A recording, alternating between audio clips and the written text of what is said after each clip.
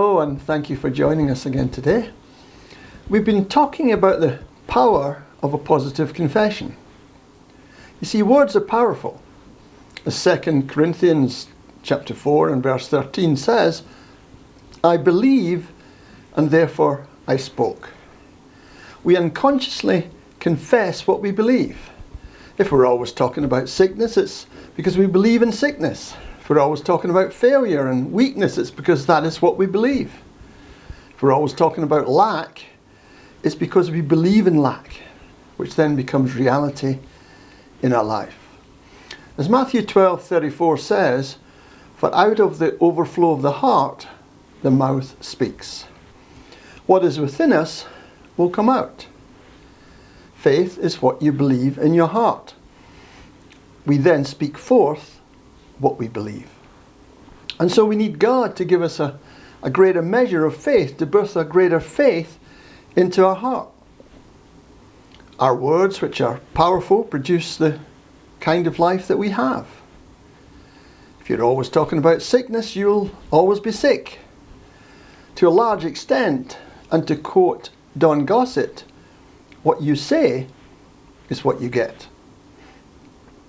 Now, as the Bible tells us, we are engaged in spiritual warfare. There's a conflict, there's a battle, there's a fight between carnal man and spiritual man, between the flesh and the spirit, between the natural and the supernatural.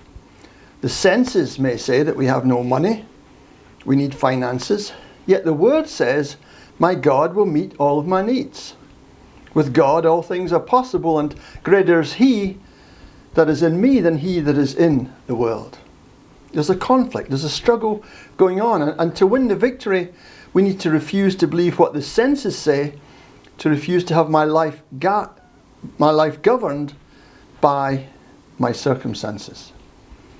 A confession of faith is a joyful confession. It confesses we have the money before it has arrived. It confesses perfect healing while the pain is still in the body. It confesses victory while defeat still holds it captive. You see, faith is being sure of what we hope for and certain of what we do not see. Faith is when you don't see it. There's no faith once the pain leaves the body.